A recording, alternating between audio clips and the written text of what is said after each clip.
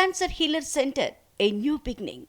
ఇవాటి నుండి కొత్త ఆర్థిక సంవత్సరాన్ని మాత్రమే కాదు సరికొత్త మార్పులను కూడా చూడబోతున్నాం. 12 లక్షల రూపాయల దాకా నో ఇన్కమ్ ట్యాక్స్. ఆ ఫోన్ నెంబర్లకి యూపీఐ సేవలు బంద్. ఏటీఎం ఛార్జీల వడ్డన పెరిగింది.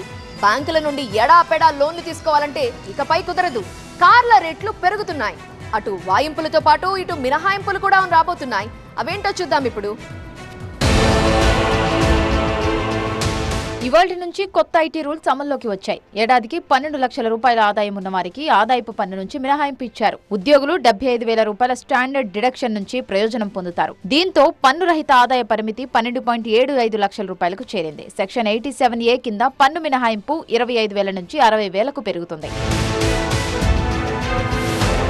సీనియర్ సిటిజన్ల బ్యాంక్ ఎఫ్డీలపై వచ్చే వడ్డీ ఆదాయంపై టీడీఎస్ మినహాయింపు 50,000 రూపాయల నుంచి లక్షకు పెరిగింది. 60 ఏళ్లలోపు వ్యక్తులకు ఈ మొత్తాన్ని 40,000 నుంచి 50,000కి పెంచారు. బ్యాంకుల నుంచి ఎడ్యుకేషన్ లోన్ తీసుకొని ఆ మొత్తాన్ని విద్యార్థి ఫీజు కోసం విదేశాలకు పంపితే ఇకపై ఎలాంటి టీడీఎస్ ఉండదు. అప్డేటెడ్ ఐటీ రిటర్న్స్ ఫైలింగ్ పరిమితిని 24 నుంచి 48 నెలలకు పెంచారు. గృహ అద్దె ఆదాయంపై మినహాయింపు 2.4 లక్షల నుంచి 6 లక్షల రూపాయలకు పెరుగుతుంది. వార్షిక ప్రీమియం 2.5 లక్షల రూపాయలకు మించిన యూనిట్ లింక్డ్ ఇన్సూరెన్స్ ప్లాన్స్ నుంచి ఉపసంహరణలు మూలాధన లాభాల్లోకి వస్తాయి.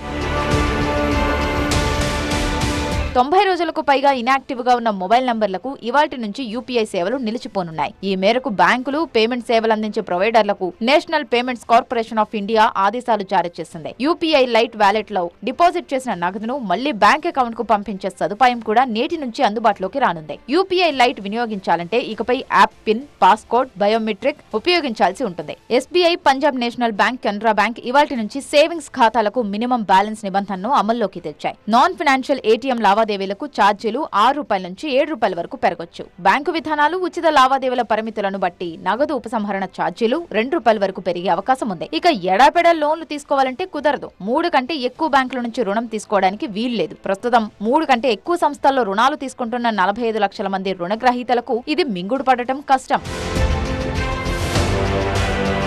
కేంద్ర ప్రభుత్వ ఉద్యోగులకు పాత పెన్షన్ విధానాన్ని యూనిఫైడ్ పెన్షన్ స్కీమ్ కింద అమలు చేస్తారు. 25 సంవత్సరాల కంటే ఎక్కువ సర్వీస్ ఉన్న ఉద్యోగులు గత 12 నెలల్లో వారి సగటు మూల వేతనంలో 50% సమానమైన పెన్షన్ పొందుతారు. ఇది సుమారు 23 లక్షల మందికి ప్రయోజనం చేకూరుస్తుంది. ఇవాల్టి నుంచి జీఎస్టీ రూల్స్ లో కూడా మార్పులొచ్చాయి. 10 కోట్ల రూపాయల కంటే ఎక్కువ టర్న్ ఓవర్ ఉన్న వ్యాపారులు 30 రోజుల్లోపు ఈ ఇన్వాయిస్ పూర్తి చేయాలి. పాత జీఎస్టీ వినియోగదారులు తమ వివరాలను నవీకరించాలి. రోజుకు 7,500 రూపాయల కంటే ఎక్కువ రూమ్ టారిఫ్ ఉన్న హోటళ్లలోని రెస్టారెంట్లు 18% జీఎస్టీ పరిధిలోకి వస్తాయి.